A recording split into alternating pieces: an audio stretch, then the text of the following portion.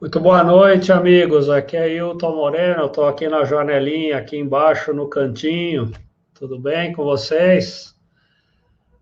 Prazer, satisfação estar com todos vocês aqui em mais uma apresentação, mais um evento online ao vivo que nós estamos realizando aqui hoje para falar de um.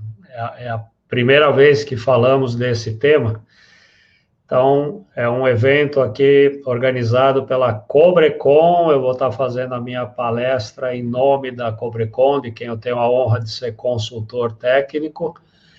E nós tivemos apoios muito importantes, muito relevantes aqui para a realização desse nosso webinar de hoje, começando pela Associação dos Engenheiros e Arquitetos de São José dos Campos, do CREA de São Paulo, do IPEA, né, do Instituto Paulista de Engenheiros Eletricistas e Agrônomos, e da Potência Educação, da qual a gente faz parte aqui. Então, nós vamos aqui hoje tratar de... É um evento bem voltado para a área da construção civil, né? Onde eu separei dois temas aqui para a gente estar conversando, que são, que eu nomeei, né? Dois itens que não podem faltar na instalação elétrica de edifícios residenciais, comerciais. Claro, vale para qualquer tipo de edificação, mas aqui o foco, exemplos que a gente faça, a gente leva mais para a área de edifícios residenciais, comerciais.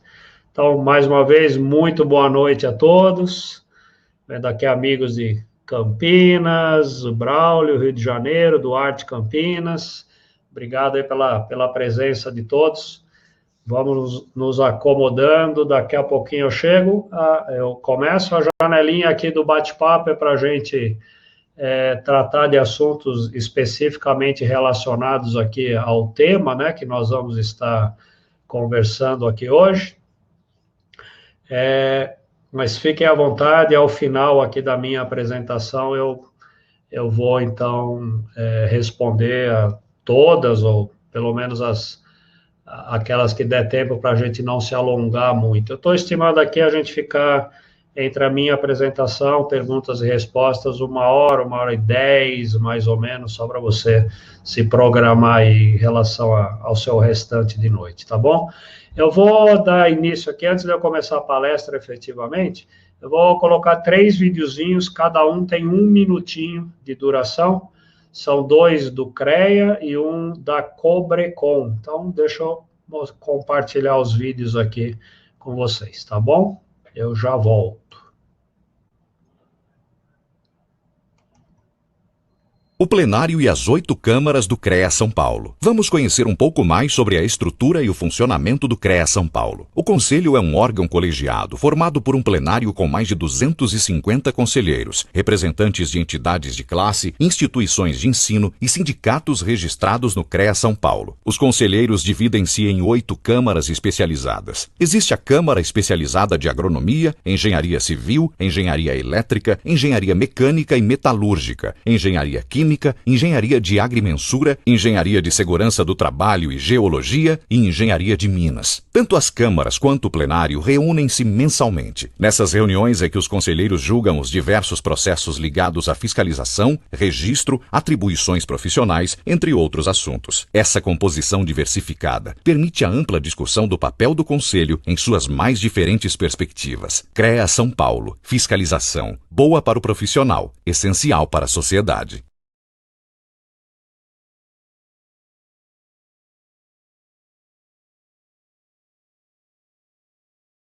O que é a ART? A Anotação de Responsabilidade Técnica, ART, é um documento oficial emitido pelo CREA e indispensável para o exercício profissional da engenharia, agronomia e geociências. A ART certifica quem são os responsáveis pela execução de trabalhos das áreas tecnológicas. Para a segurança de todos, a ART garante que obras e projetos técnicos sejam conduzidos por profissionais habilitados. Além disso, a ART valoriza a atuação profissional. registra sua autoria, resguarda o contratante e o contratado e permite constituir o acervo técnico. Um histórico da atuação do profissional, que tem grande valor no mercado de trabalho. A ART é essencial para a segurança de todos, principalmente da sociedade. CREA São Paulo. Fiscalização. Boa para o profissional, essencial para a sociedade.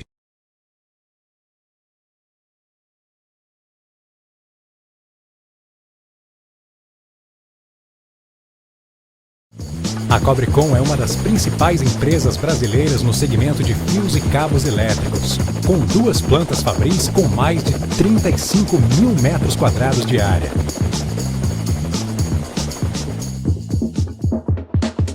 É uma empresa que domina toda a cadeia produtiva, desde a fundição de cobre até a distribuição de seus produtos em todo o Brasil. A combinação de pureza da matéria-prima, capacidade produtiva, equipamentos de alta tecnologia, equipamentos e profissionais especializados fazem a diferença na qualidade de seus produtos. Uma empresa parceira para todo profissional da área elétrica que oferece os melhores produtos com as melhores condições. Cobrecon. Qualidade, segurança e tecnologia em sua instalação.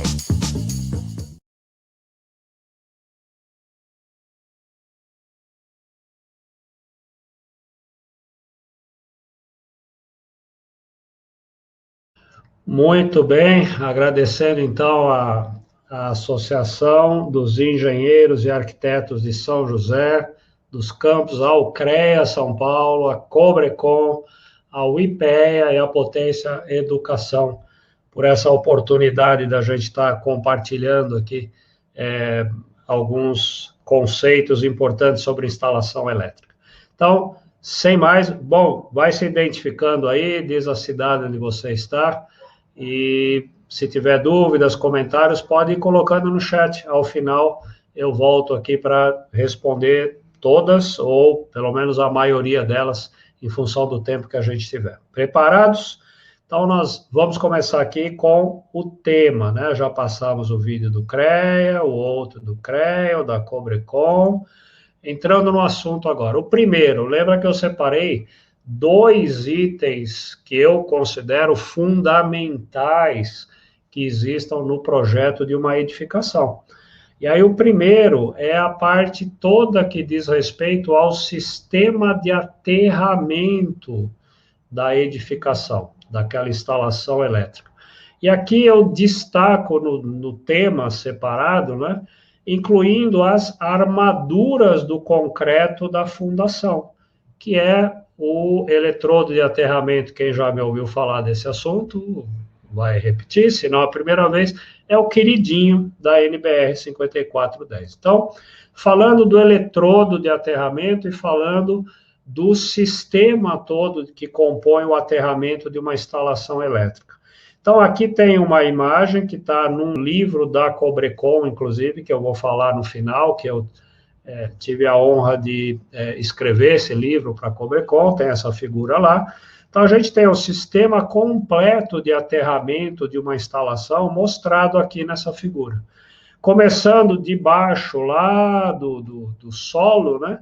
Nós temos a figura aqui do eletrodo de aterramento propriamente dito, a parte do sistema que fica em contato com o solo.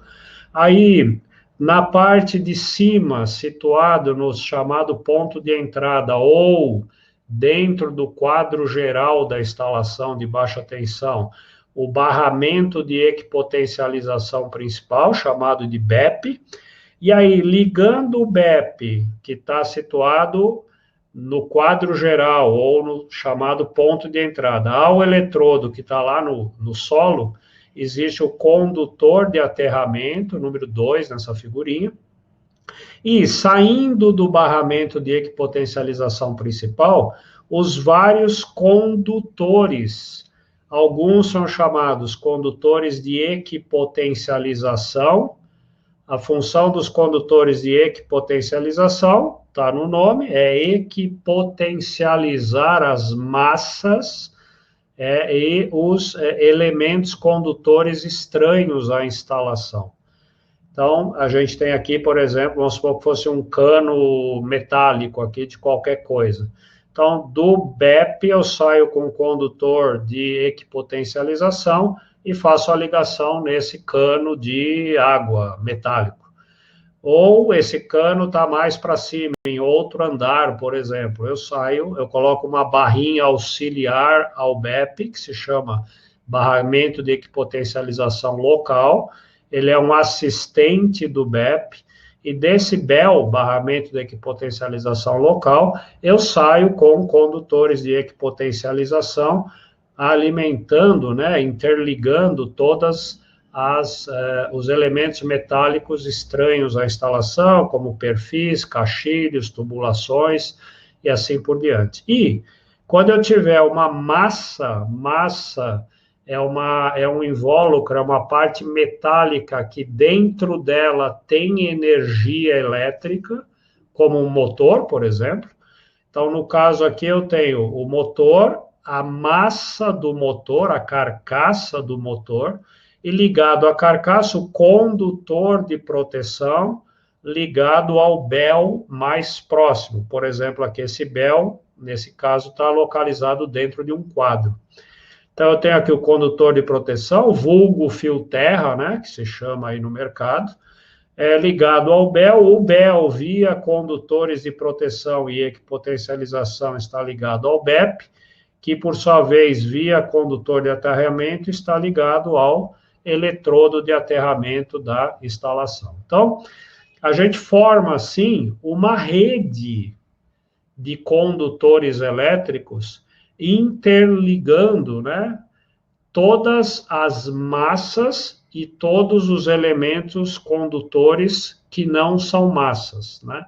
Caixis, perfis, tubulações metálicas e assim por diante. Eu queria falar agora para vocês, especificamente dessa parte que fica lá no solo, que é o eletrodo de aterramento. No caso do eletrodo de aterramento, quais são as prescrições da NBR 5410?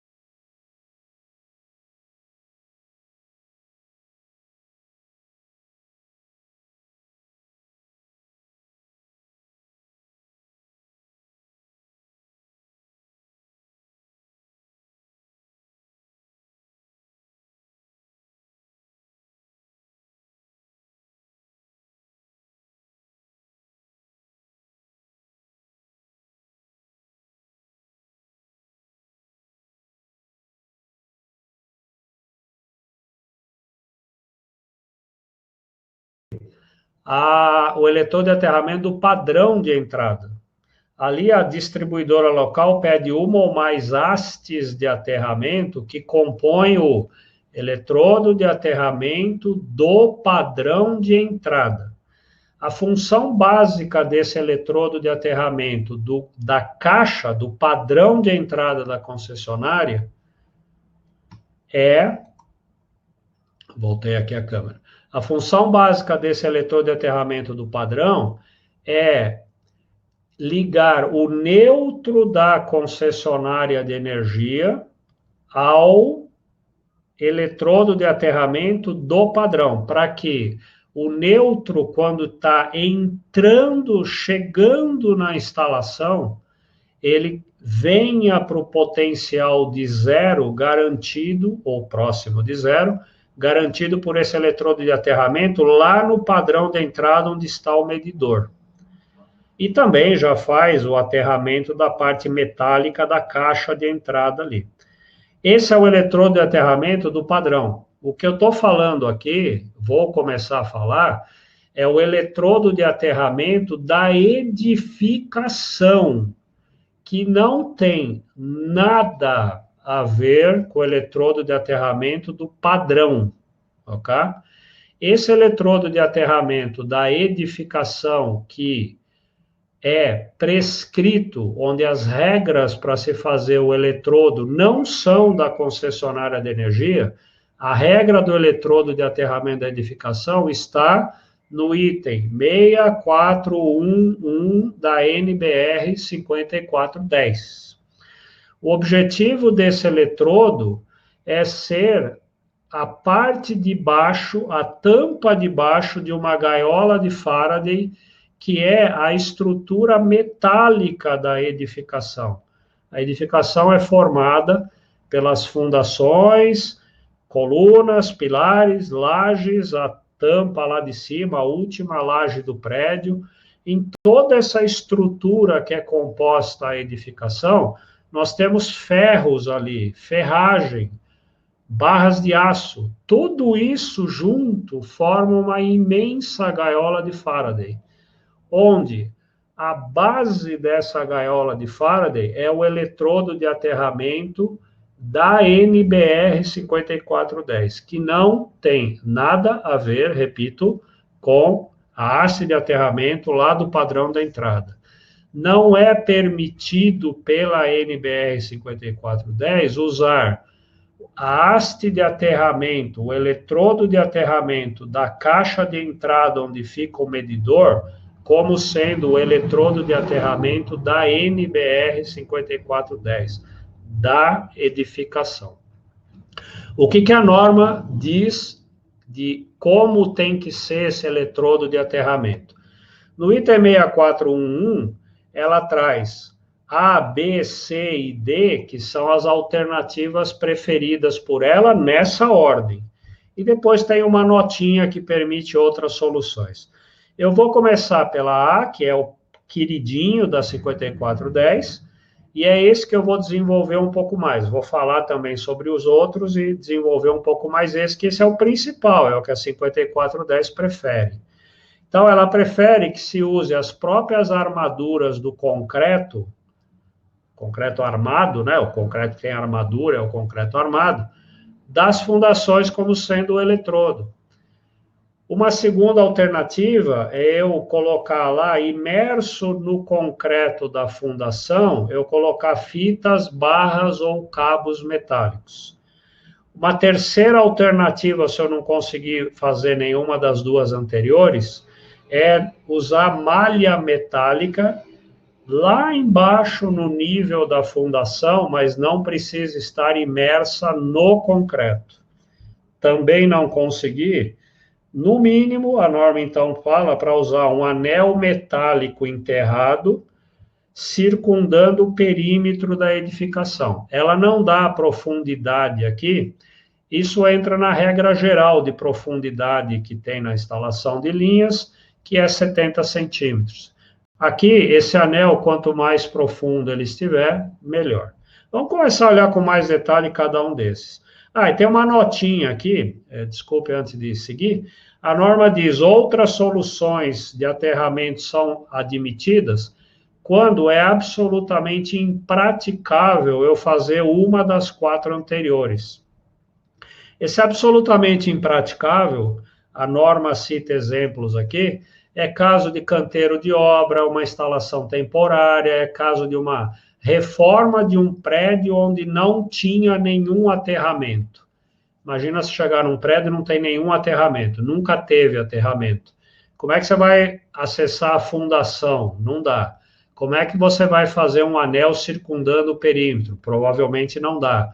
Então, você não consegue aplicar nenhuma das 4, aí a norma libera outros tipos, e nos outros tipos entram hastes de aterramento. Como você está percebendo aqui, nem no A, nem no B, nem no C, nem no D estão citadas hastes de aterramento. A haste entra como uma exceção de tipo de eletrodo de aterramento que pode ser usado quando foi impossível usar os 4 elementos anteriores. Vamos começar a olhar um por um aqui. No caso da fundação, seria uma situação como essa aqui. Eu já volto na figurinha anterior, que pulou um slidezinho aqui. Eu teria aqui, eu estou armando ali a fundação, né? E eu tenho toda a ferragem ali da fundação, né? O que a norma diz? É permitido, a tabela 51 da norma dá que materiais eu posso usar para fazer o eletrodo de aterramento. Um deles é aço, na forma de haste de seção circular, na civil são, né, as barras de aço, né? O diâmetro mínimo que a 5410 recomenda é 15 milímetros dessas barras, só que tem um detalhe, esse diâmetro mínimo leva em consideração, como está assinalado aqui, é o ponto de vista de corrosão e resistência mecânica dessa barra de aço. Então, se ela estiver completamente desprotegida em relação à corrosão e impactos mecânicos severos, a dimensão mínima dela é 15. Só que isso não é o caso de quando eu uso a ferragem, né, a armação, que vai estar embutida no concreto. Então, ao embutir essa ferragem no concreto, esse aço no concreto, ele fica praticamente, se tudo ali der certo essa construção, né, ele fica imune à corrosão, aquela mistura de concreto, etc., já é feita para que não haja corrosão no aço, porque senão eu colapsaria a estrutura se aquilo fosse corroído. Então, ao estar imerso nessa estrutura de concreto, o aço já está protegido contra a corrosão e muito mais contra qualquer coisa mecânica. Então, esse diâmetro mínimo de 15 milímetros de uma barra de ferro para ser usada como eletrodo de aterramento não se aplica a uma barra de aço de ferro que esteja imersa no concreto da fundação. Seja lá qual for o diâmetro do aço usado na fundação, atende a NBR 5410. Por quê? Porque está nesse próximo slide. Quanto de seção condutora eu tenho? A função dessa, como eu disse, a função desse eletrodo de aterramento é ser um fechamento condutor da gaiola de Faraday. O quão condutor é esse fechamento que eu estou fazendo na parte de baixo? Bom, aí a gente recorre aqui a tabela lá da turma de civil, né, da parte do diâmetro. Aqui é diâmetro calculado, é o diâmetro da barra, né, de aço. Então, pegar esse exemplo aqui, se o diâmetro é 16 milímetros, eu escolhi 16 porque lá na tabela anterior, você lembra, era 15, né, o diâmetro mínimo. Ali levando em consideração corrosão e mecânico, que não é o caso. Mas, seguindo aqui, eu peguei 16. Se eu fizer π vezes o diâmetro ao quadrado e dividir por 4, o que a gente vai ter de área dessa barra de aço é 2 centímetros quadrados. Para 10 milímetros de diâmetro, eu vou ter 2 centímetros, a unidade aqui na tabela, eu tenho 2 centímetros quadrados. Imagine que eu tenha uma fundação onde eu vou interligar 10 barras, cada uma tem 2 centímetros quadrados de área. Eu vou ter, então, 20 centímetros quadrados de 10 barras de área. 20 centímetros quadrados, a gente vem para baixo. 20 centímetros quadrados são 2.000 milímetros quadrados de aço. A resistividade elétrica do aço é cerca de 10 vezes, um pouquinho mais, um pouquinho menos, mas para efeito da explicação, 10 vezes é um número suficiente, é 10 vezes a do cobre. Então, se eu tenho 2.000 milímetros quadrados de aço, isso equivale a aproximadamente um cabo de cobre numa seção de 200 milímetros quadrados. Então, assim, 10 barrinhas de aço de 16 milímetros de diâmetro cada, interligadas, equivalem a um cabo de 200 milímetros quadrados de cobre. Agora, numa fundação, a gente não tem só 10 barrinhas de aço interligadas. A gente tem N barrinhas de aço. Para dramatizar a explicação, eu escrevi infinitas barras. Claro que não é infinita, é só para tornar o assunto mais dramático, no sentido de chamar atenção. Então, a seção condutora equivalente de cobre que resulta daquela massa enorme de aço que eu tenho ali na fundação pode ser de alguns milhares de milímetros quadrados de cobre. Então, não é por falta de milímetro quadrado, seja de aço, seja equivalente de cobre, que aquela fundação não é um bom material condutor, não é um bom eletrodo de aterramento. Ao contrário, é um mega, hiper, monumental eletrodo de aterramento sob todos os aspectos. Com um adicional, é de graça.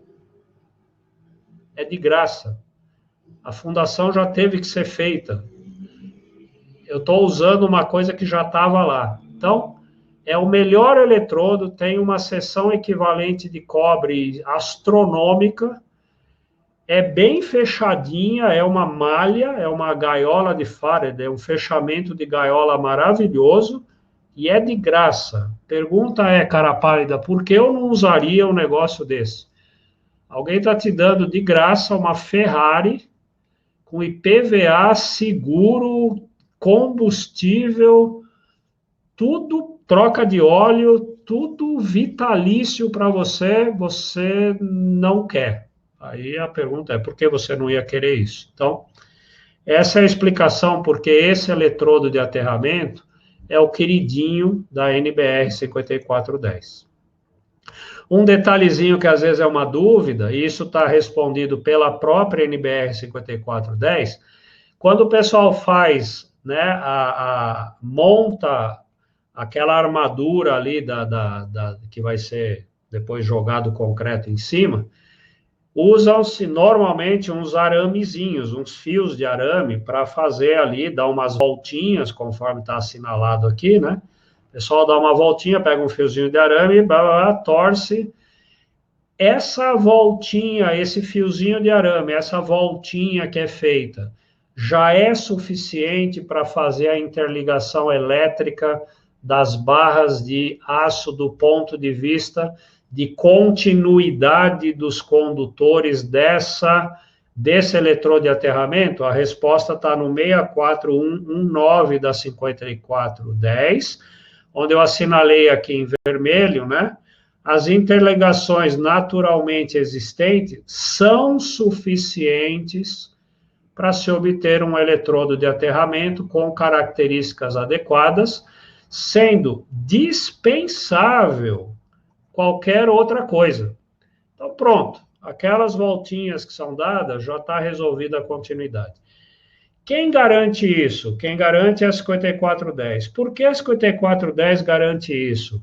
Porque esse tipo de eletrodo de aterramento usando a fundação, ele é da década, ele foi introduzido no mercado da construção simultaneamente nos Estados Unidos e na Europa, nos anos 40, no pós-guerra, ok? E um dos motivos de terem desenvolvido estudaram, instalaram e comprovaram, foi exatamente a falta de cobre, por exemplo, que existia no mercado no pós-guerra. As coisas faltavam e tinham que ser reconstruídas as edificações. Estamos falando disso na Europa, né? Nos Estados Unidos, que construíam coisas também na Europa, e no próprio Estados Unidos estava num ritmo alucinante ali de construção. Então, já se viu aquilo que eu falei antes. Eu já tenho um negócio, eu não vou encarecer a obra colocando mais coisas nela. A própria fundação já é o eletrodo. Então, esse negócio é usado há mais de 80 anos fora do Brasil. Então, não há por que questionar, duvidar, colocar em xeque o uso do eletrodo de aterramento da fundação sendo preferencial numa instalação elétrica. Eu falo isso porque a gente ainda convive no Brasil com o preconceito, o mito de que não pode, nossa, vai cair o prédio se eu usar a ferragem da fundação como eletrodo de aterramento. Não, está na norma. Você acha que a turma da norma, da qual eu faço parte, iria escrever um negócio desse se fosse derrubar um prédio? Claro que não. E isso está ancorado em, não sei, a ordem de grandeza. Provavelmente nessa altura, 80 anos depois, milhões de edificações fora do Brasil que usam isso há décadas, ok? Fora incontáveis teses de mestrado, doutorado, ensaios, coisas sempre tentando colocar em xeque essa tecnologia. Então, isso é consolidado, não preciso ficar mais gastando muito palavreado em cima da defesa desse eletrodo. Bom, a segunda alternativa, não deu para chegar lá a tempo de usar a fundação. O que eu posso fazer? Mas eu consigo chegar ali a tempo ainda de passar, né? Ou eu cheguei a tempo, mas, por exemplo, não deixaram, por causa aí do mito ou do preconceito, não deixaram que eu utilizasse a ferragem. Eu chego lá embaixo e ainda eu consigo colocar ou fita, ou barra, ou cabo no perímetro da edificação, mas lá junto à ferragem, que depois esse anel, que aí geralmente é feito em cobre, vai ser coberto pelo concreto. Então, eu não uso a ferragem, mas uso um anel metálico em volta da edificação. Se eu conseguir cruzar algumas coisas formando malhas de 20 metros no máximo, melhor ainda, mas com cabo pode ser ferro também, mas nessa aplicação a experiência mostra que cabo de cobre nu é o melhor. Coloco esse anel, se for o caso, faço um reticulado maior e depois jogo o concreto por cima. Essa é a segunda alternativa. Ah, não deu nem para fazer isso e já terminou de fazer a fundação. Tá bom, mas eu ainda consigo chegar ali numa fase em que terminou a fundação, mas eu consigo, entre a fundação terminada e o que vem a seguir, mas lá embaixo, no nível da fundação ainda, eu consigo colocar uma malha metálica enterrada, só que ela não vai ser mais coberta pelo concreto, ela está fora do concreto. Aqui uma malha mesmo, né? Pode ser a malha normal que é usada em construção. Claro que se quiser colocar uma malha de cobre, do ponto de vista, sobre alguns pontos de vista, sobretudo na parte de interferência eletromagnética, a de cobre é mais adequada, mas não sendo a de cobre também funciona igualmente. A norma permite os dois casos. Não deu para fazer nada disso. Última situação, a gente tem que fazer aí na profundidade, maior profundidade possível, sendo no mínimo 50 centímetros, eu havia falado 70 no início, eu me enganei, perdão, no mínimo 50 centímetros, aqui olhando essa foto, isso está a mais de 50 centímetros, eu coloco um anel metálico, também aqui geralmente o preferido é o cobre, só que agora já aqui, ó, em cima, acompanhando o contorno da edificação. Aqui provavelmente vão subir as paredes em algum momento, né?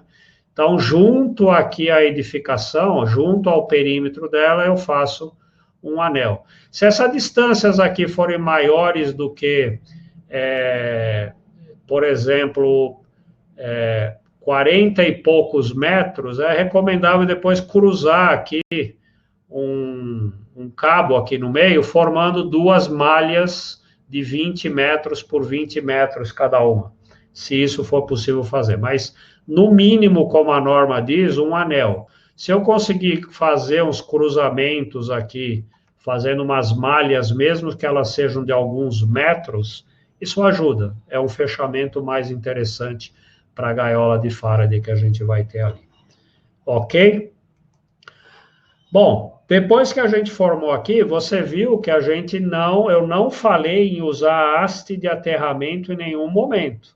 Ou era usar o eletrodo da fundação, ou era colocar fios, cabos ou fitas imersos no concreto, ou era colocar uma malha fora do concreto, mas ainda lá embaixo no nível da fundação, ou era colocar no mínimo um anel em volta do perímetro. Não tem o eletrodo de aterramento formado por haste. A haste, ela fica reservada para aquelas exceções que eu comentei. Quando eu já cheguei, por exemplo, numa edificação toda pronta, eu não consigo mais, é velha a edificação, vou fazer uma reforma e quero botar um aterramento ali, devo colocar um aterramento ali. Então, eu recorro a hastes de aterramento, nesse caso, que fica como exceção, não como a prática. Eu preciso fazer o aterramento da instalação elétrica de um canteiro de obras.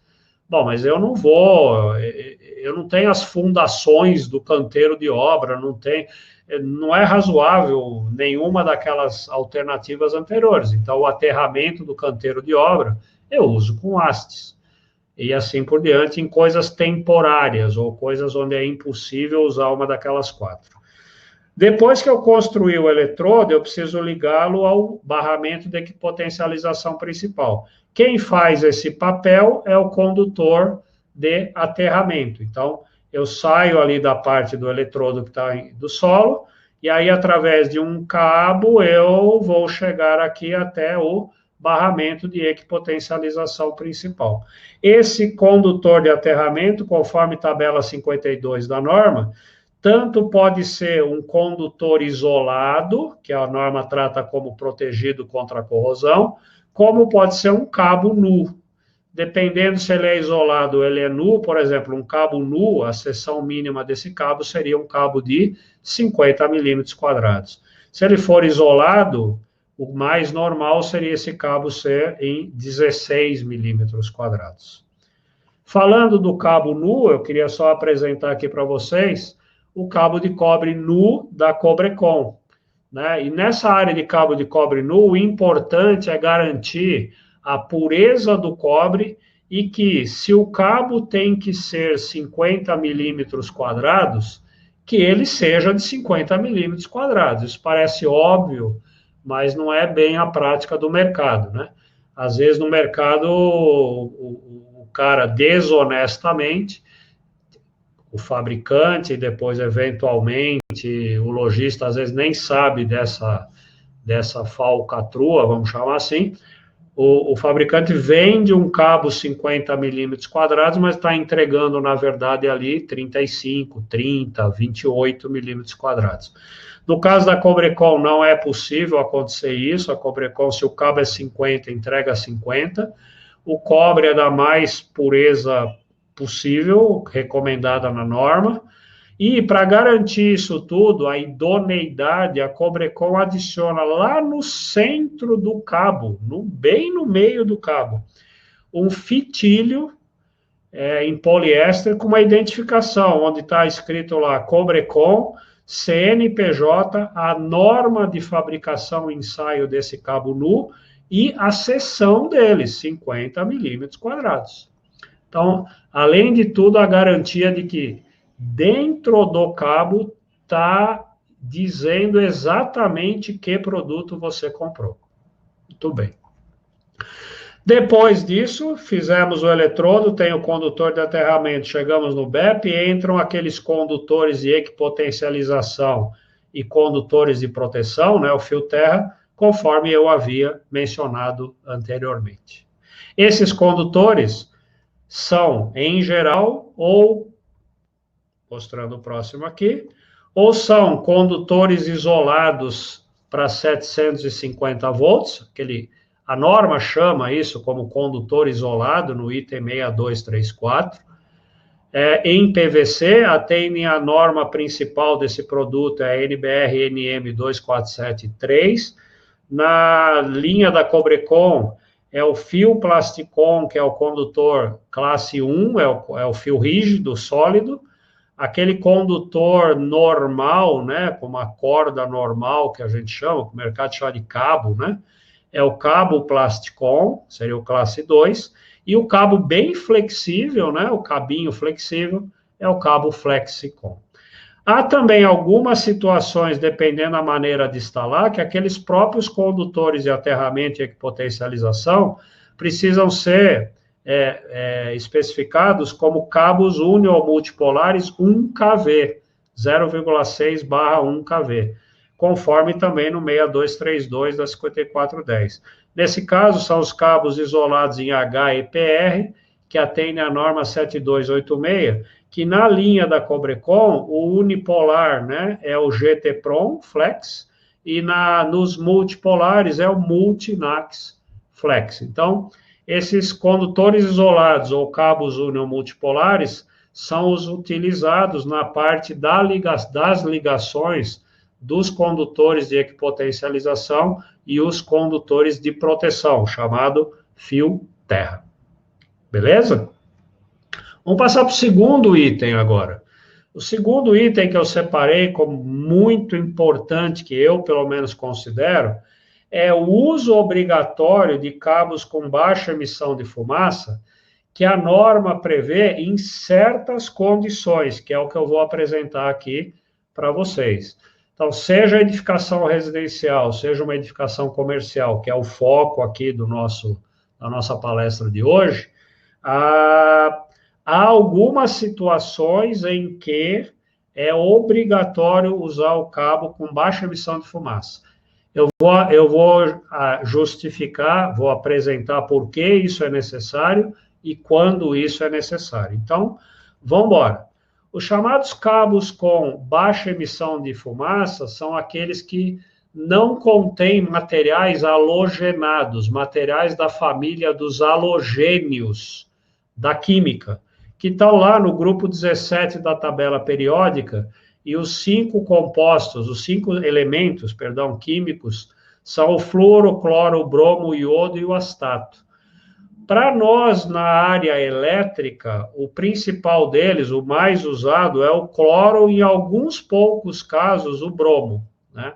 Mas a estrela aqui da companhia é o cloro. O que acontece? Os materiais halogenados, quando pegam fogo, e aí eu vou focar no PVC, no cloro, né? Os materiais halogenados, quando pegam fogo, acontecem 4 coisas ruins simultaneamente quando um halogenado pega fogo. Primeiro, ele emite muita fumaça. Essa muita fumaça que ele emite é opaca, é negra, você não enxerga através dela. Terceiro, junto com essa fumaça, vem uma grande quantidade de gases tóxicos. E nessa mesma fumaça, os gases são corrosivos. Bom, muita fumaça densa, que eu não enxergo nada, e com gás tóxico, o resultado é pânico, são vítimas. Aqui um incêndio ocorrido numa estação de metrô, aqui uma imagem da Boate Kiss. A Boate Kiss a gente sabe como terminou. A molecada lá dentro foi atingida por uma fumaça, muita fumaça, espessa, não se via a saída e tóxica. Deu no que a gente já sabe. A parte de corrosão tem a ver com eu danificar os materiais da edificação que estão, metálicos, óbvio, que estamos falando de corrosão, próximos a um cabo que emita fumaça que contenha um gás corrosivo. Exemplo, se dentro de um painel elétrico, essa fiação toda que eu tenho aqui dentro, por uma leve sobrecarga que seja, o cabo dá uma amolecidinha, e nessa amolecidinha ele emite um gazinho corrosivo, eu já começo a corroer tudo que é metálico aqui. A primeira coisa que vai ser corroída são os terminais dos componentes eletrônicos que tem aqui dentro e, eventualmente, partes metálicas internas a eles. Eu posso perder, por exemplo, nem chegou a ser um princípio de incêndio, é uma sobrecarga que resulte numa emissão de gás tóxico.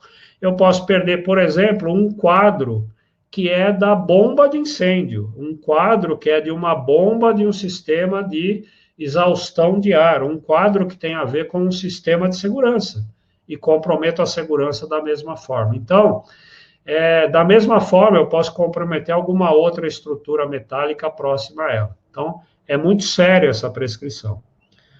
Bom, dito isso, na NBR 5410, ela classifica os locais em BD1, BD2, BD3, BD4, onde do 2 para o 4 já se configura a chamada condição de evacuação do prédio, num caso de incêndio, ou difícil ou longa, ou seja, por um motivo ou por outro, começa a ficar complicado cair fora daquela edificação quando começa um incêndio. E é nesse contexto de dificuldade de cair fora, onde se exige que os materiais, sob certas condições que eu vou apresentar em seguida, não emitam essa fumaça, que é para eu já matar o problema na origem. Então, na 5410, as edificações que são determinadas como BD2, BD3 ou BD4, e nelas se incluem edifícios comerciais com mais de 28 metros de altura e edifícios residenciais com mais de 50 metros de altura, já se enquadram nisso. Fora locais de afluência de público, como shoppings, hotéis, teatros, cinemas, arenas, aeroportos e assim por diante. E na NBR 13570, que é um filhote da NBR 5410, ela é mais clara e no anexo A dela, ela dá nomes aos locais que são de afluência de público e, portanto, são ou BD3 ou BD4, atendendo, assim, aos requisitos da 5410. Então, por exemplo, a boate é o 11 aqui, ó, uma boate com uma ocupação de mais de 50 pessoas já cai numa classificação pela NBR 13570 de um local BD3 ou BD4, e aí eu sou obrigado, sob certas condições de instalação, que eu vou falar agora para encerrar, é obrigatório o uso desses cabos que não emitam fumaça, nem gás tóxico e nem corrosivo. Ok? Quais são essas condições? Tem várias maneiras de instalar cabos numa obra. Eu posso abrir a parede, coloco um eletroduto dentro da parede, fecho a parede e passo um cabo dentro desse eletroduto. Essa situação, do ponto de vista de incêndio, não é crítica. O fogo vai bater na parede até isso chegar lá, aquecer o condutor lá dentro do eletroduto, não sei o que, etc., e ele começar a pegar fogo e ele emitir fumaça, é muito tempo. Esse tempo que leva a isso, as pessoas já deveriam ter saído da edificação. Então, essa maneira não se aplica. Uma outra maneira que seria parecida com essa imagem que você está vendo aqui, eu ter uma tubulação, né, uma linha elétrica, um eletroduto, por exemplo, metálico aparente, preso à parede aparente. Aí eu passo um cabo dentro desse eletroduto metálico. É uma situação, do ponto de vista da NBR 5410, encarada como similar à anterior. O fogo vai bater no eletroduto, só que até esquentar lá dentro o cabo, para que o cabo comece a pegar fogo ou amolecer demais, para que ele comece a emitir uma quantidade significativa de fumaça, leva muito tempo. Esse tempo já deveria ter sido usado para as pessoas deixarem aquela edificação. Agora, que situações o cabo vai pegar fogo rapidamente e vai emitir fumaça, gás tóxico e corrosivo? Essa daqui que eu estou mostrando vamos supor que eu usasse um eletroduto não metálico, mas plástico, aparente, e dentro dele um cabo. Bom, se bater fogo nesse eletroduto de plástico, ele vai ser destruído em instantes, né? e o fogo já imediatamente vai atingir o cabo, que também vai começar a pegar fogo rapidamente, e aí sim ele vai começar a emitir fumaça, gás tóxico e gás corrosivo. Então, numa situação dessa que o eletroduto, ou a canaleta, ou o perfilado que fosse não metálico instalado aqui, esse eletroduto teria que não emitir fumaça, nem gás tóxico e nem corrosivo, e dentro também o cabo que está nele também não poderia emitir fumaça, nem gás tóxico e nem corrosivo. Então, nessa situação, é obrigatório usar tanto o conduto, que é o eletroduto, a canaleta, o que for, de material não halogenado, como o condutor dentro dele de material não halogenado. Essa é uma situação.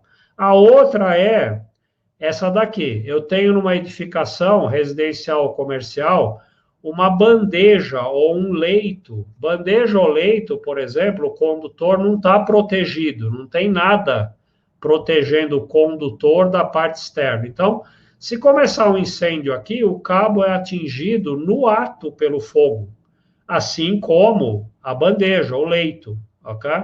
Então, nessa situação também, o leito e os cabos têm que ser em material não halogenado, material que, quando submetido ao fogo, não emita praticamente fumaça, que ela seja translúcida, o pouco que ela emite, ela é transparente, e o gás que sai na queima desse cabo nem é tóxico e nem é corrosivo.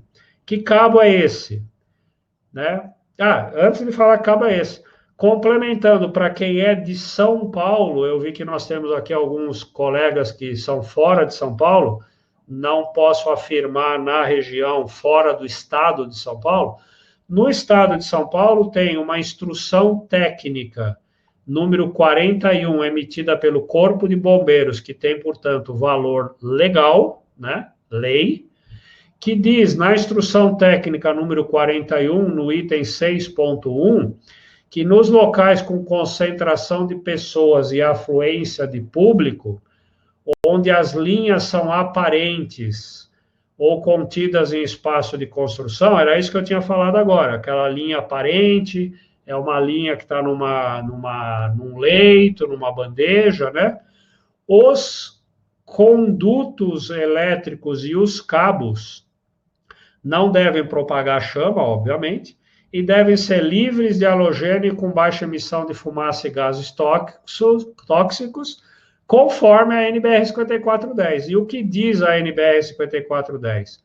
Ela diz em 6235 que os cabos uniomultipolares que são livres de halogênio com baixa emissão de fumaça e gases tóxicos são os fabricados conforme a NBR 13248. A Cobrecon tem esses cabos NBR 13248, tanto na versão 750 volts, que são os condutores isolados, que é o chamado cabo Super Atox Flex, 450 a 750, como na versão cabo Unio multipolar, onde os cabos recebem o nome de Super Atox Flex, HEPR 90 graus, 06/1 kV, unipolar ou bipolar, tripolar, tetrapolar, conforme o projeto. Entendido? Bom, eu queria só mencionar, tudo isso que eu falei aqui está escrito num livro, mais uma vez, eu tive a honra de ser convidado, escrevi para a Cobrecon 2 anos atrás, já, ou 3 já vai fazer, um livro que chama Cabos Elétricos de Baixa Tensão, conforme a NBR 5410, tudinho, essas figuras todas que eu usei aqui são tiradas desse livro. Esse livro tem aproximadamente 200 páginas, né? Ele está disponível em versão para download lá no site da Cobrecon, também no formato físico. Eu vou projetar daqui a pouco o e-mail da Cobrecon para você enviar para receber gratuitamente no formato físico, ou para download também gratuitamente. Esse livro tem, além do que eu expliquei aqui, toda a parte da NBR 5410, onde são tratados os cabos elétricos e as linhas, a instalação dos cabos, o dimensionamento dos cabos por capacidade de corrente, queda de tensão, sobrecarga, curto-circuito, e o melhor, lá está cheio de exemplos, exemplo para todo lado, figuras, muita ilustração. O pessoal gostou, caiu no gosto, como diz o outro, esse livro. Quem já acessou, quem conhece o conteúdo tem elogiado bastante, o que nos deixa muito satisfeitos de estar sendo, aparentemente, pelo retorno que a gente tem, uma obra bastante útil para as pessoas aplicarem no seu dia a dia. O contato com a Cobrecon, o site é cobrecon.com.br, o e-mail para você se comunicar, qualquer coisa que você precisar da Cobrecon, fique à vontade, cobrecon@cobrecon.com.br, tem uma equipe fantástica ali, que responde muito rápido e não te deixa na mão, tá bom? Inclusive para solicitar esse livro que eu acabei de mostrar para você. Fora isso, tem as redes sociais da Cobrecon, o YouTube e assim por diante.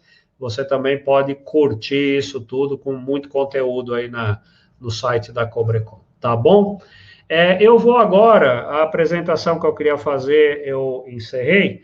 Eu vou agora abrir o chat aqui e vou procurar encontrar aqui algumas perguntas que eu possa estar eventualmente esclarecendo aí para vocês nesse tempinho que falta aqui. Eu ficaria mais uns 10 minutinhos aqui respondendo, se tiver ok para vocês isso. Então, vamos lá. Deixa eu voltar aqui. Eu vou me aproximar um pouquinho aqui para poder ler. Tá? Então, vamos lá. Deixa eu começar de baixo para cima. Isso, estamos aqui.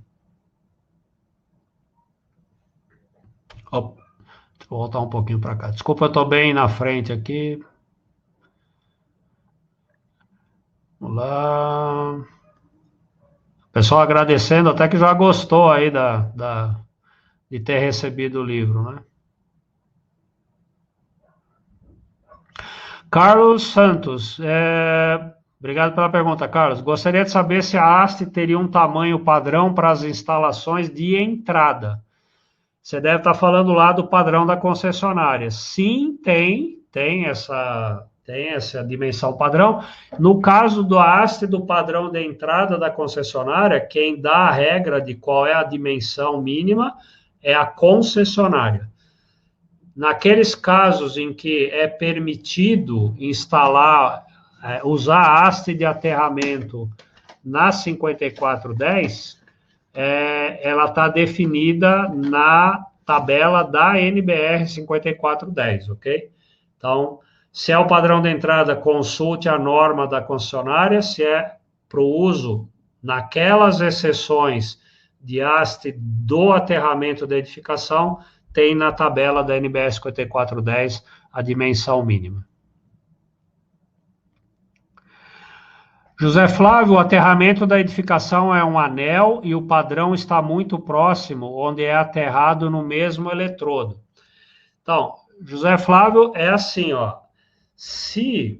É isso que você falou, o aterramento da 5410 é, por exemplo, um anel que fica no corpo da edificação. Se o padrão da concessionária estiver perto do anel e a concessionária permitir que ligue, que o anel da edificação seja o aterramento do padrão, nenhum problema, tudo certo. Então, a concessionária usar o eletrodo de aterramento da edificação para aterrar o neutro do padrão, nenhum problema. O que não pode é ao contrário, eu não ter um eletrodo da edificação e querer emprestar do padrão de entrada o eletrodo dela. Isso não vale. Como você viu, não dá para comparar. Eu tenho milhares de milímetros quadrados de seção de cobre num eletrodo de aterramento da fundação, ou num anel na fundação, ou numa malha na fundação. Eu querer usar uma ou duas, três hastezinhas que estão lá no padrão de entrada da concessionária. Aquele padrão é para aterrar o neutro da concessionária. O nosso eletrodo é para aterrar tudo que eu tenho no meu prédio, incluindo o SPDA. Se eu tiver, hoje em dia, né, a gente tem a geração distribuída, eu posso ter painéis fotovoltaicos no prédio, no topo do prédio. O aterramento desses painéis fotovoltaicos é nesse eletrodo de aterramento do prédio, não do padrão de entrada.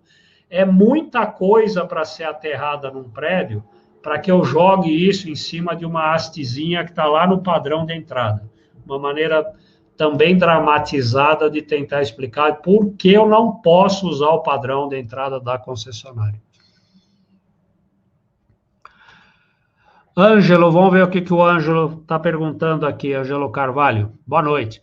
Por que fazer um eletrodo de aterramento considerando um esquema TN? Eu não poderia somente equipotencializar todas as massas e o neutro, sem necessariamente conectá-los ao terra, já que a corrente de falta não circula pelo terra, pensando somente no âmbito da 5410. Ângelo, sua pergunta é perfeita. Se eu for pensar só, né? Só num TN, sistema TN, né? Eu não preciso de... eu não dependo de resistência de aterramento, né? Portanto, eu não precisaria nem ter o aterramento. Tem uma outra palestra que eu faço, se for o caso, a gente volta aqui para fazer isso, onde eu comento... É obrigatório numa instalação haver a equipotencialização, sempre, que é o que você menciona aqui no seu texto. O aterramento, se eu puder fazer o aterramento, muito melhor, eu tenho aterramento e equipotencialização. Agora, se eu não puder aterrar, eu sou obrigado a equipotencializar, mas não necessariamente aterrar. Então, respondendo a sua pergunta, ficando só no âmbito da 5410, eu poderia sim fazer isso. Só que a instalação tem outras utilidades, eu tenho outras coisas além da baixa tensão, e sempre é melhor eu ter a estrutura inteira equipotencializada e no potencial de terra.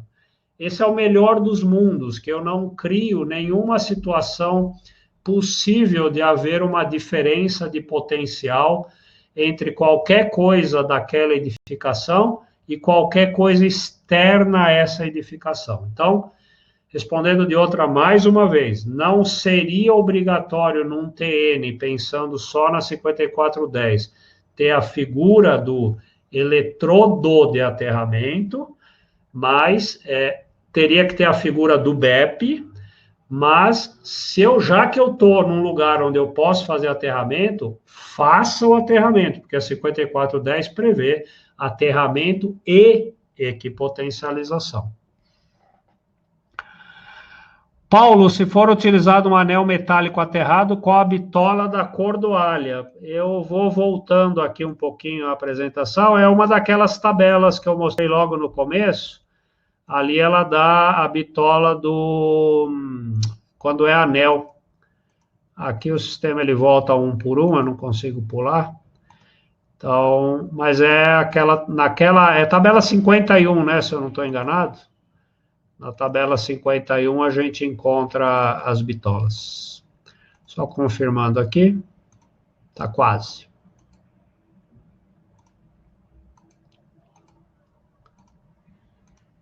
Aqui, ó. Aqui, ó, eu reproduzi a tabela 51 só no pedaço que era aço, porque eu estava falando do uso das ferragens da fundação. Mas a tabela continua e mostra a parte de cobre. E ali, assim como tem indicado aqui, nessa para aço, ela tem lá as dimensões mínimas.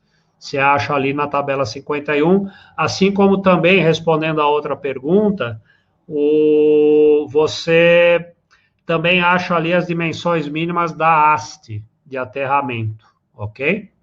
Na tabela 51 da norma. Jaqueline, se eu poderia falar um pouquinho de solução para aterramento de container. Eu vou entender aqui, Jaqueline, que esse container seria uma instalação temporária. Tem um container ali que, sei lá, é o canteiro de obras, vai? Estou entendendo que esse container é uma instalação temporária, né? Então, qual é o lance aqui? A própria estrutura, eu imagino... Vamos lá, aí são alguns detalhes, eu vou falar dois. Se esse container estiver apoiado... primeiro, eu vou imaginar que ele seja temporário. É um container para canteiro de obra, por exemplo. Então, ali, primeiro, eu posso usar hastes de aterramento. Então, junto a esse container, eu cravo uma haste e ligo essa haste ao barramento de potencialização principal, que vai estar localizado provavelmente no quadro geral desse container. Então, se esse container é para uso temporário, não provisório, temporário, cravo uma haste e segue o jogo, ok? Agora, imagina que eu vou transformar um container numa residência permanente. O Brasil, isso ainda não é muito comum, mas fora do Brasil as pessoas moram em containers, né, em muitos lugares. Então, se eu for transformar um container numa residência permanente, provavelmente eu vou fazer uma fundação para apoiar esse container, pelo menos uma laje, ou seja lá o que for. As ferragens dessa base que eu vou fazer para o container, eu uso como eletrodo de aterramento, por exemplo. Não sei se era isso, hein?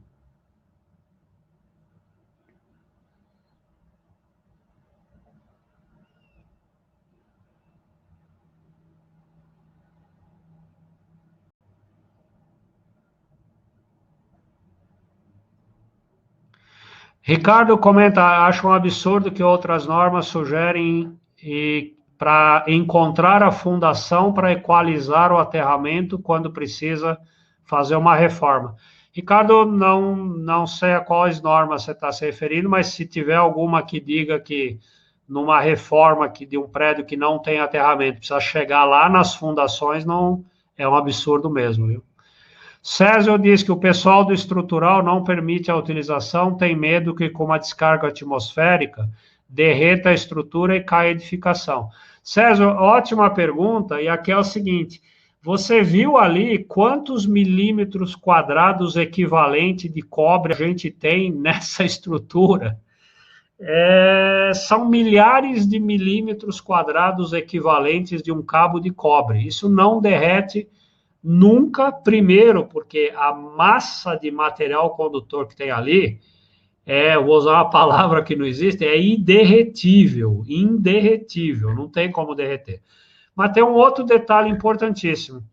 Numa descarga atmosférica, se a corrente passar por essa armadura, a descarga atmosférica é de alguns kV, que acontecem que resultam em alguns Ka, mas a duração dela é de microsegundos. Vamos calcular a energia gerada por kilovolt, que resulta em quiloampere, que circula durante microsegundos. Energia é tensão vezes corrente vezes tempo.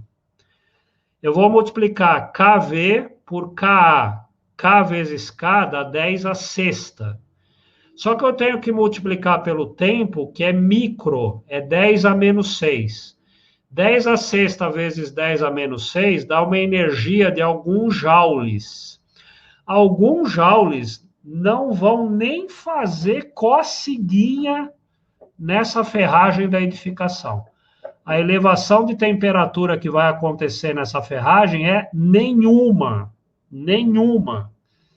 Essa ferragem da edificação, bem como toda a ferragem de colunas e vigas, por onde passa uma descarga atmosférica, nem sabe que passou a descarga atmosférica por eles. A tensão é alta, a corrente é alta, mas a energia é baixa. É o princípio da cerca elétrica.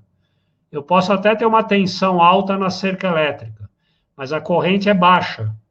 Eu dou um choquinho, mas a energia é pouca, eu não mato.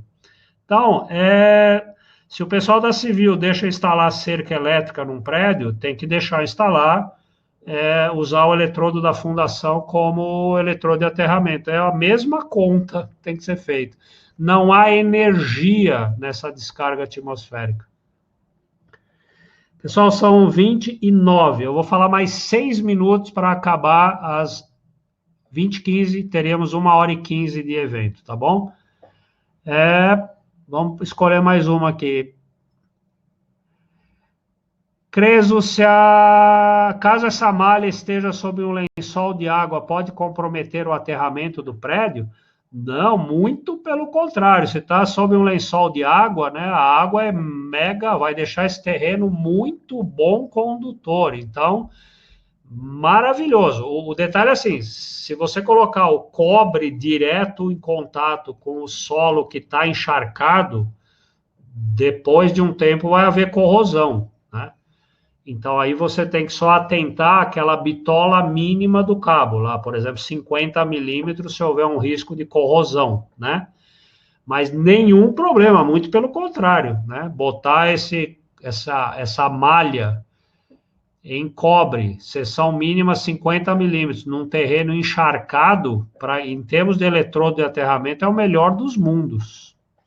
Marcos pergunta, não precisa de rebar? Não, Marcos, esse é o pulo do gato, cara. O que é o rebar? O rebar é uma, para quem não sabe, né, esse termo, é uma barra adicional que eu uso ali no meio daquelas outras que já existem, né, para fazer de conta que eu não estou usando as outras barras. Só que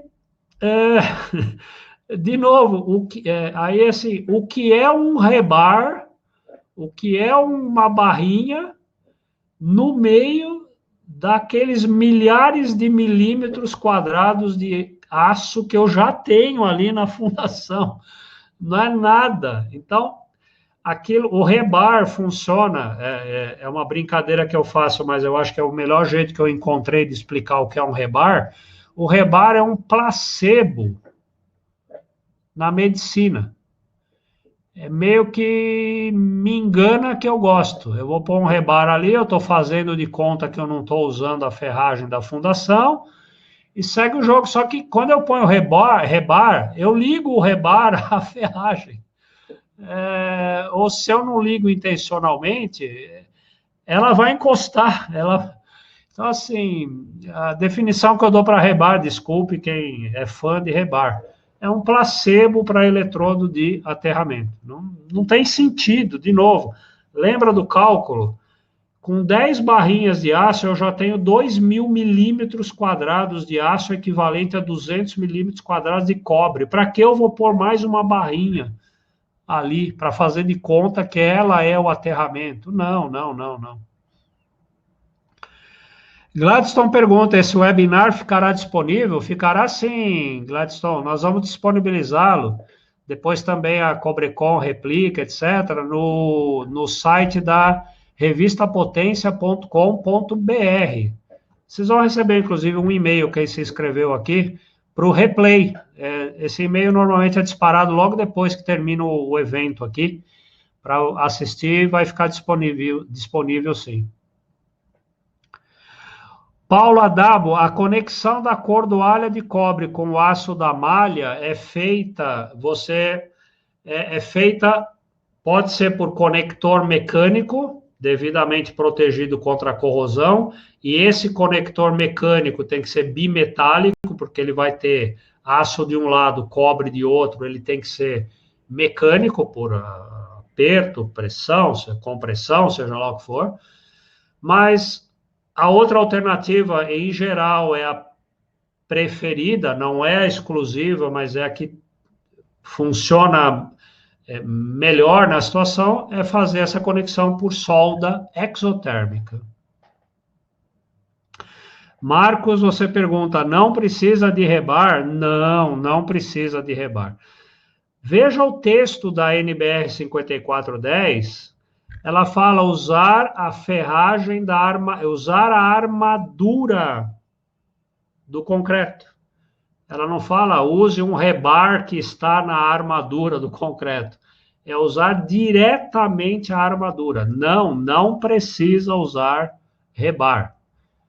Não precisa usar rebar.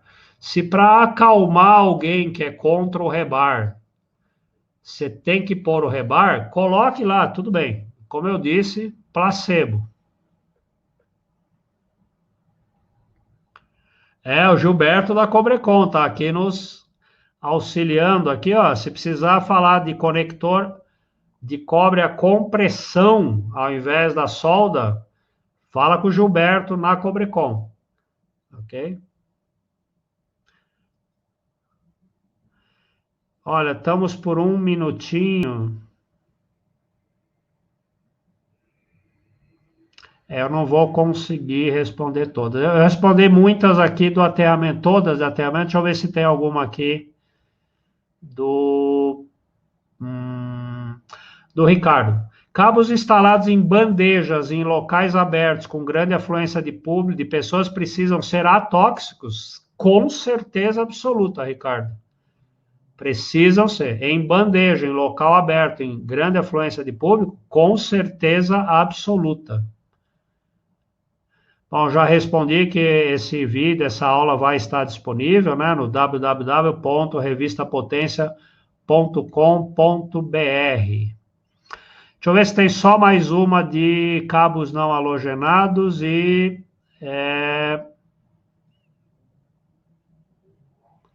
tem aqui aulas Uni Andrade. A parte de controle de emissão de gases halogênicos envolve também os cabos de dados? Essa pergunta é excelente e é o seguinte: na NBR 5410 atual, ela trata do uso dos cabos, né? Conforme NBR 13248. E a 13248 só abrange cabos de potência, não abrange cabos de dados. Aí eu divido a resposta em duas.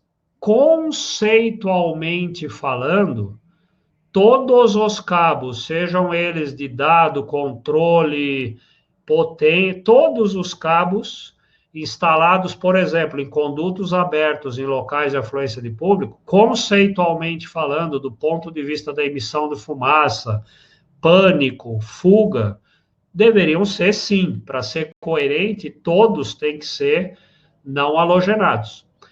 A norma, porém, é omissa nesses outros tipos, e ela fala apenas dos cabos de potência que devem seguir a 13248, mas é uma omissão da norma.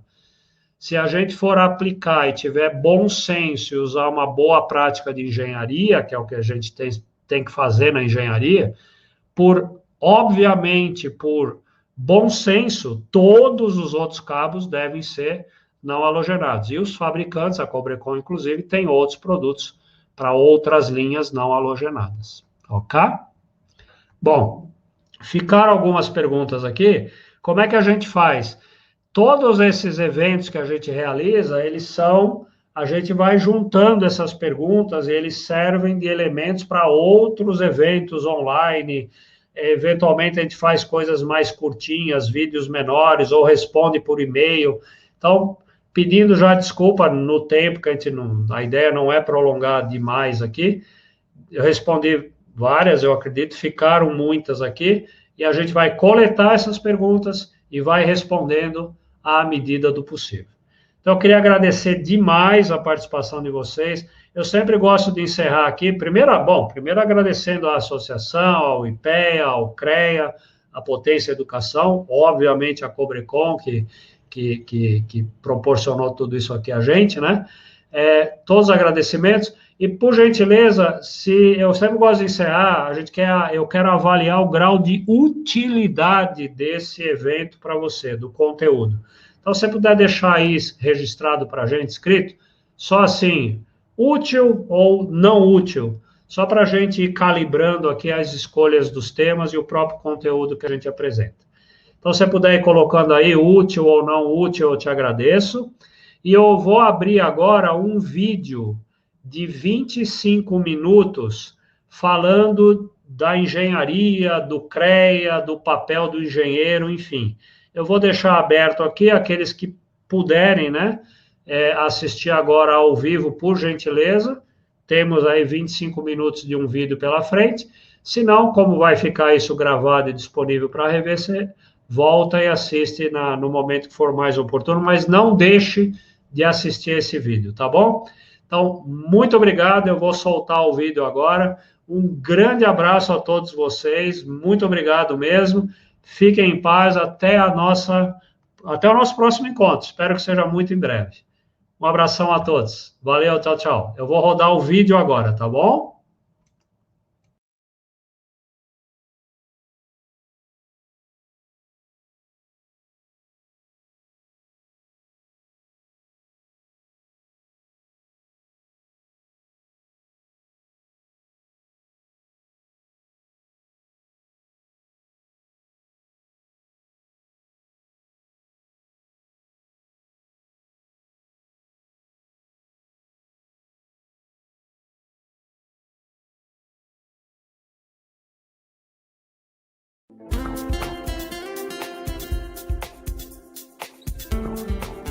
Olá, sejam todos bem-vindos. Eu sou o engenheiro Cledson Turra, gerente regional do CREA São Paulo. Hoje iremos apresentar para vocês algumas ações e números desse conselho.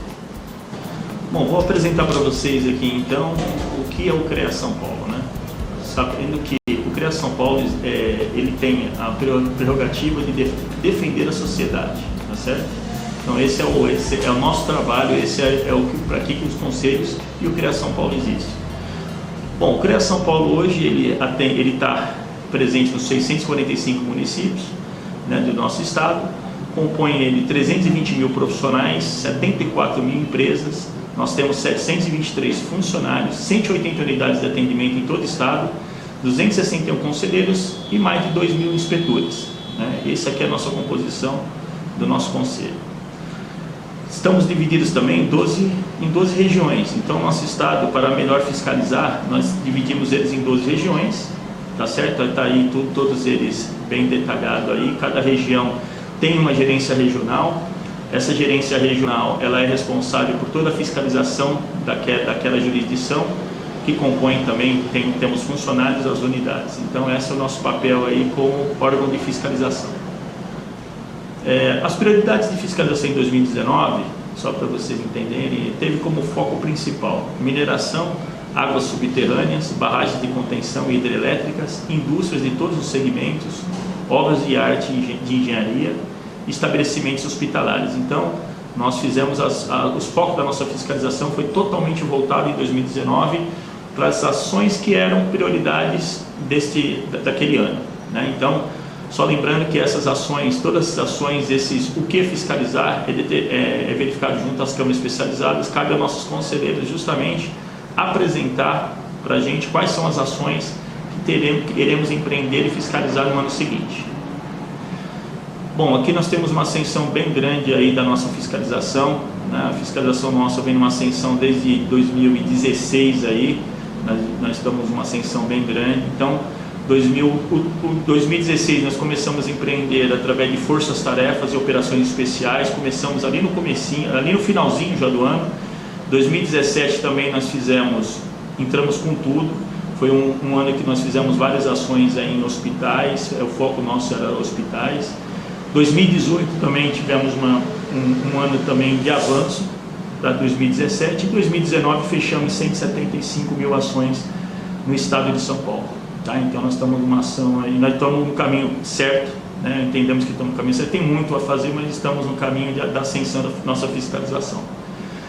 Então nós também temos a ascensão nas RTs, isso aí fruto da nossa fiscalização, né? A gente empreendendo a fiscalização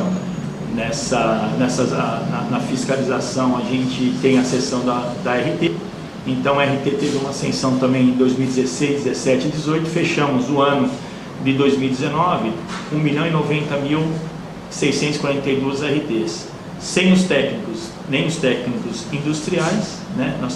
Sem os técnicos industriais. Então é importante ressaltar, não é, quando nós falamos em número de RTs, é bom o profissional, é bom vocês saberem que isso daí não é arrecadação, e sim, isso aí é uma forma que nós temos também, é um documento de fiscalização, mas nós temos o conhecimento e também sabemos que dentro desse todo 1.090.000 RTs teve um profissional do nosso sistema Confea-CREA, né, na frente, né? Então isso daí a gente fica muito contente e também entende também que o CREA São Paulo atingiu o seu objetivo, está atingindo o seu objetivo, né, na ponta, né? Então isso aí foram mais de 1.090.000 empregos gerados aos profissionais do nosso sistema Confea-CREA, tá? Esse daí é o verdadeiro sentido da existência do conselho, tá certo? Aqui, plano de fiscalização 2020. Então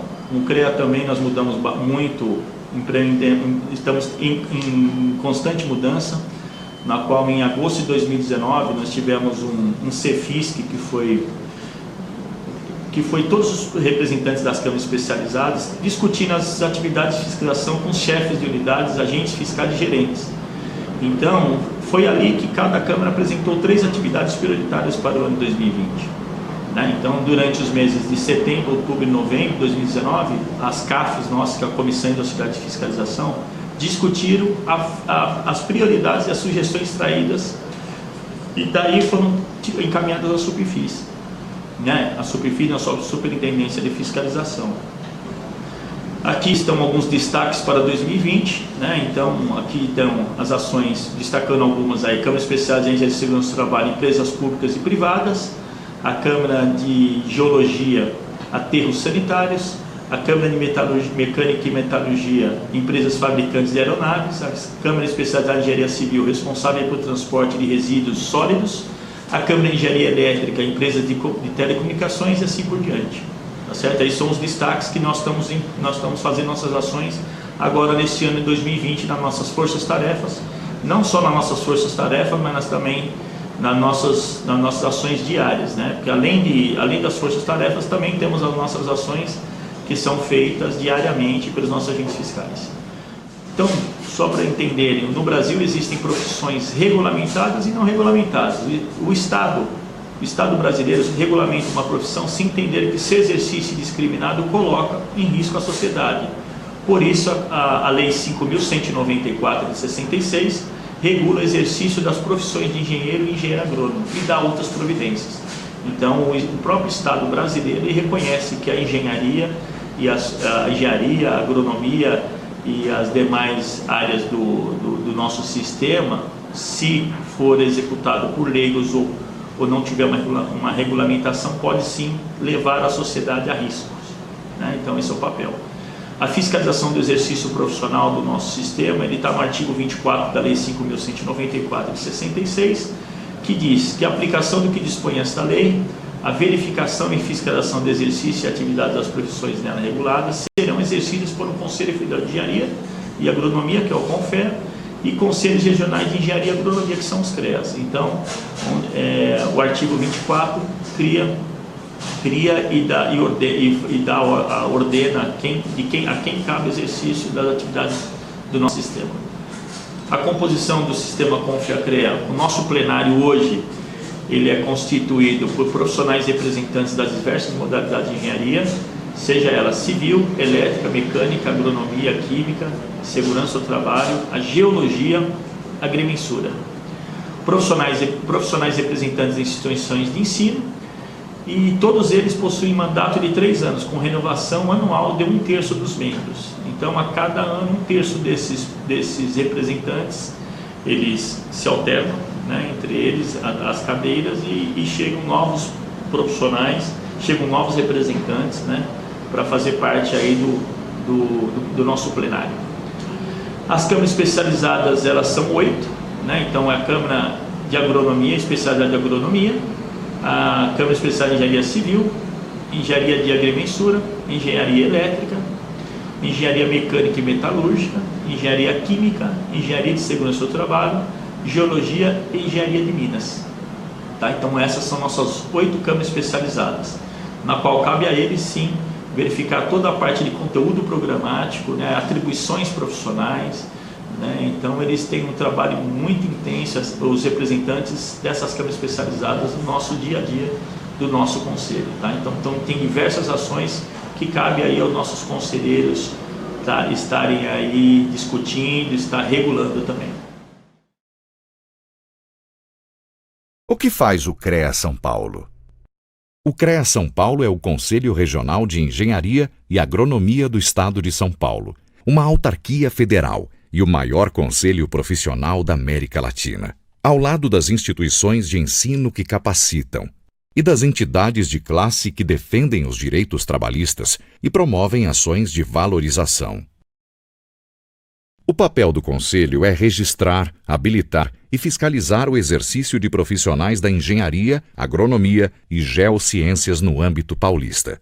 Com isso, o CREA São Paulo impede que leigos ou indivíduos não habilitados exerçam atividades exclusivas de profissionais da área tecnológica, garantindo a segurança de toda a sociedade.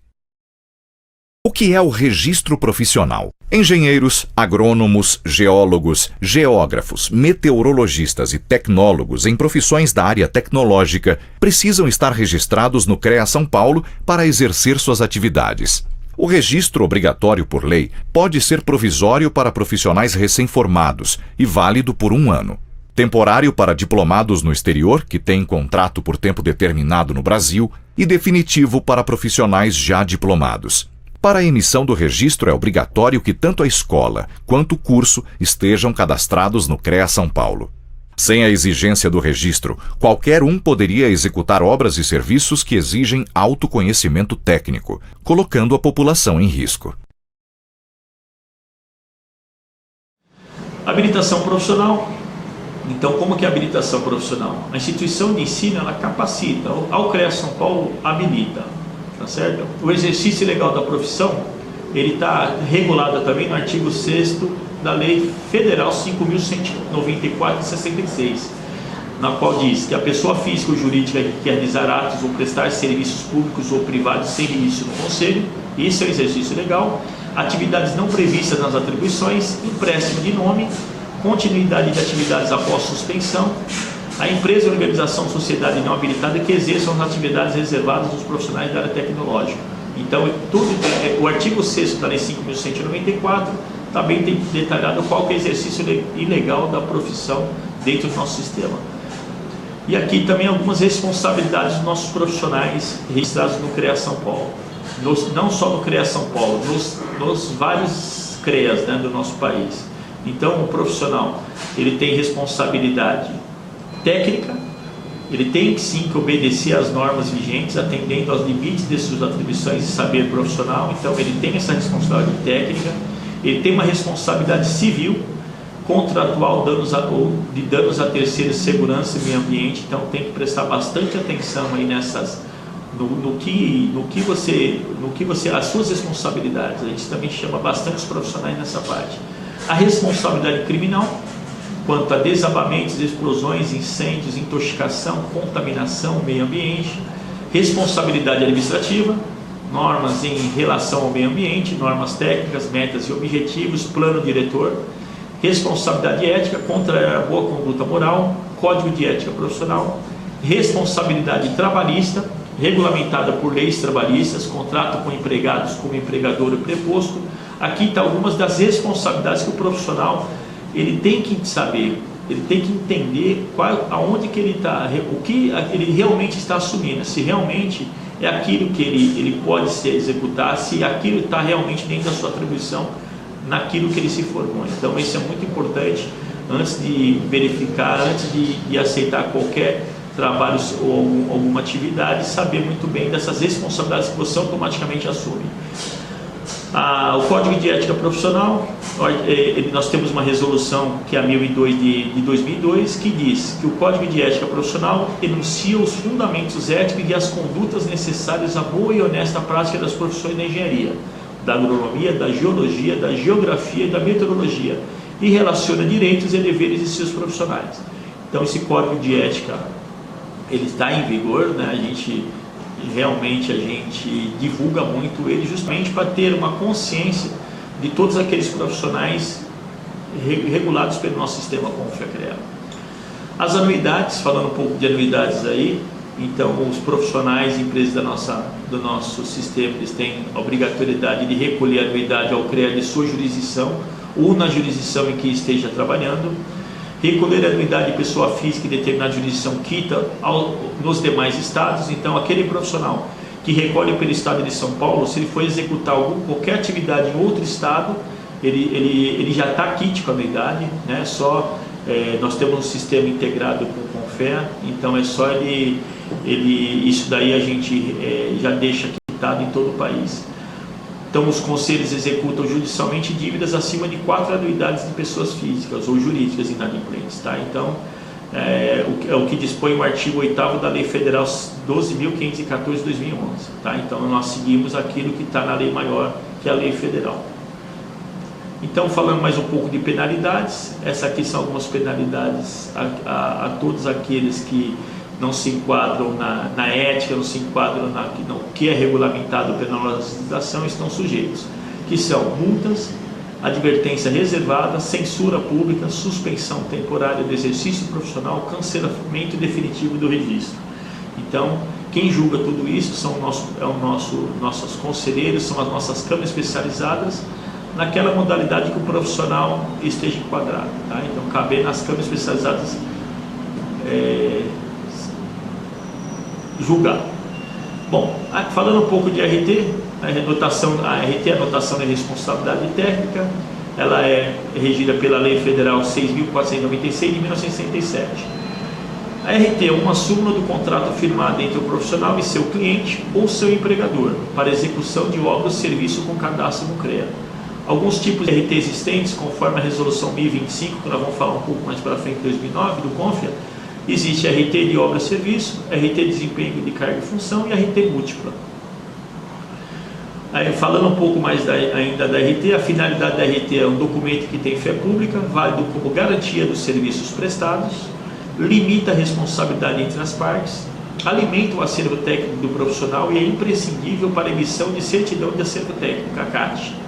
Garante certidão de direitos autorais, instrumento para fiscalização e atualização de cadastro de profissionais, empresas e atividades. Essa aqui é a nossa RT, nossa RT em vigor, a nossa RT online disponível no site do CREA São Paulo, tá certo? Na qual todos os profissionais devidamente regulares com o nosso sistema possuem acesso na página do CREANet.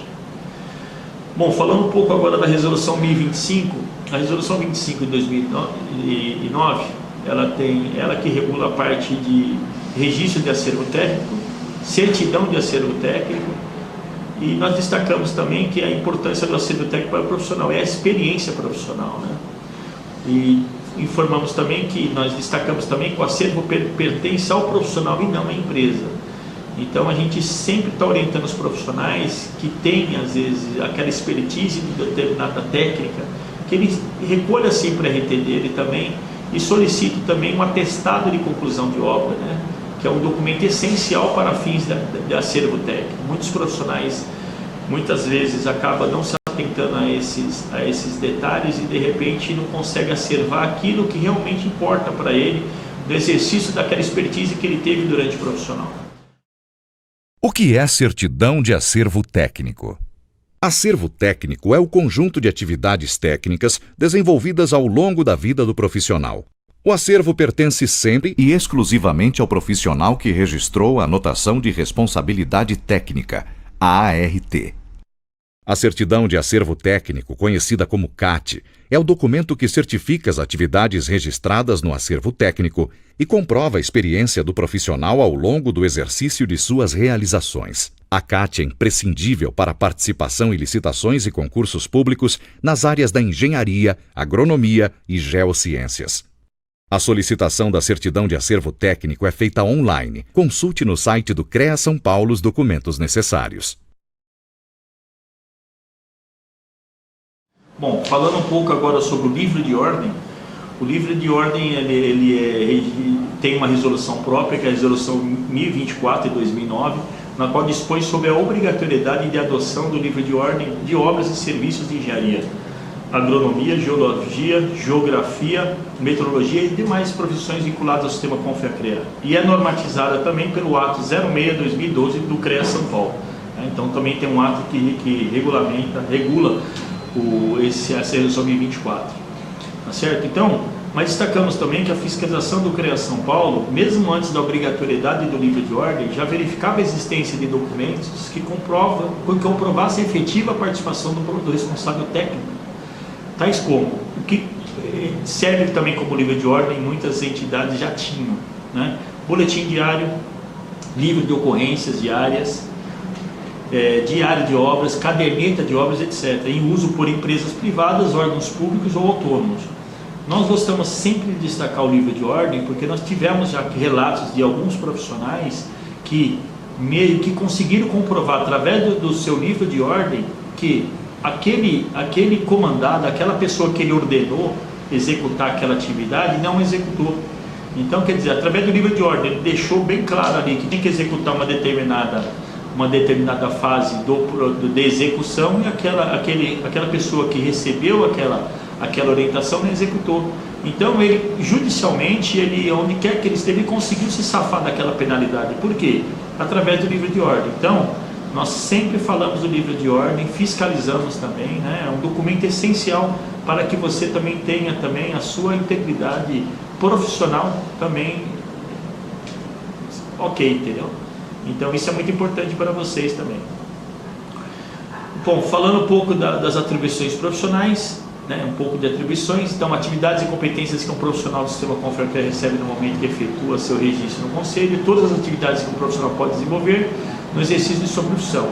Então, as atribuições iniciais são concedidas para todos os egressos de cursos devidamente cadastrados, em conformidade com a estrutura curricular de cada curso correspondente às disciplinas e atividades envolvidas na graduação.